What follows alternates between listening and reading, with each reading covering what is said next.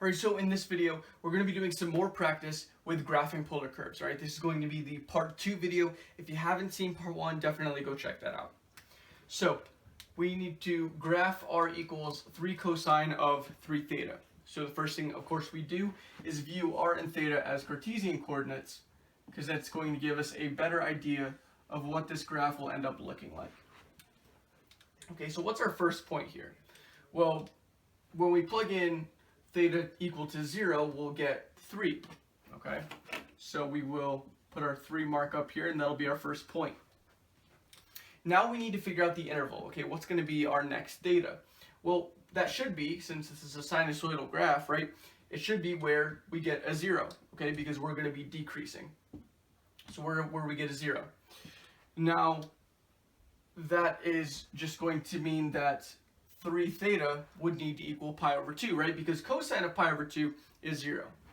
So, since cosine of pi over 2 equals 0, we want 3 theta to equal pi over 2. And that means when we divide by 3 on both sides, that theta will equal pi over 6. Okay, so that should be our next tick mark. And that'll be our point. Now, from there, we just keep going, right? We in multiples of pi over 6. So we'll have pi over 3, pi over 2, 2 pi over 3. We'll have, what's the next one here? 5 pi over 6. And then we'll go to pi. And we'll go to there for now. If we have to go further later on, we can do that. Alright, so now it's time to plot these points. Okay, well, really, you can kind of just see it's just going to go like this, right? But at pi over 3, right, we plug in pi over 3 here, we'll just get cosine of pi. Cosine of pi is -1, so of course we get -3. And then you probably understand where it's going from here.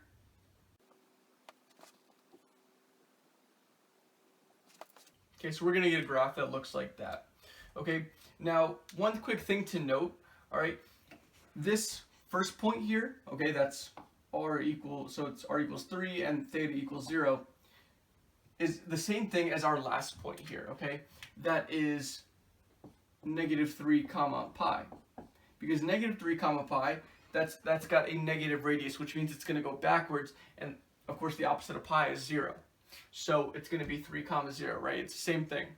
So we actually are just going to end up with, if we kept going, it would just keep repeating, and it would keep drawing over the same exact curve. Okay, so we don't need to go any further than this.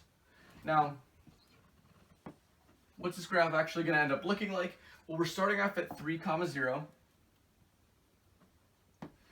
Alright, and where are we going from there? Well, at pi over 6, we're going to get a radius of 0. So it's probably just helpful to draw that pi over 6 line. Okay, so we know not to cross it.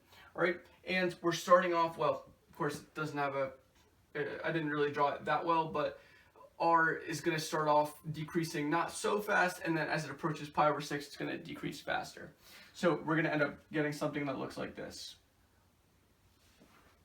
Okay, next we have it's going to get to pi over 3 comma -3, or sorry, -3 comma pi over 3. So where do we have pi over 3? It's going to be somewhere up here, right? So opposite of that is going to be our next point right here. So we'll have this curve coming like this. Okay? Then it's just going to connect back, okay, because at pi over 2 we're going to get 0. So we're just going to end up getting something like this. And when we go to 2 pi over 3, we're positive now, we're going to 3. So 2 pi over 3 is over here, so we're going to come out to there. And we go back to 0. And then lastly, we're just going to connect it back to the beginning. Okay? And you see we're going to get just a 3-petaled rose here. Alright, so that is going to be the graph. R equals 3 cosine of 3 theta. Alright, so drawing that dotted line definitely helps, but of course what really helps is drawing the r and theta as Cartesian coordinates, so you can understand what they'll look like better as a polar curve. Alright, so that is going to do it for this video. So if this video helped you, make sure to leave a like and subscribe by clicking my icon in the top left. You can also view the playlist for parametric and polar, the explanation video for graphing polar curves, and the next video in the series. See you soon.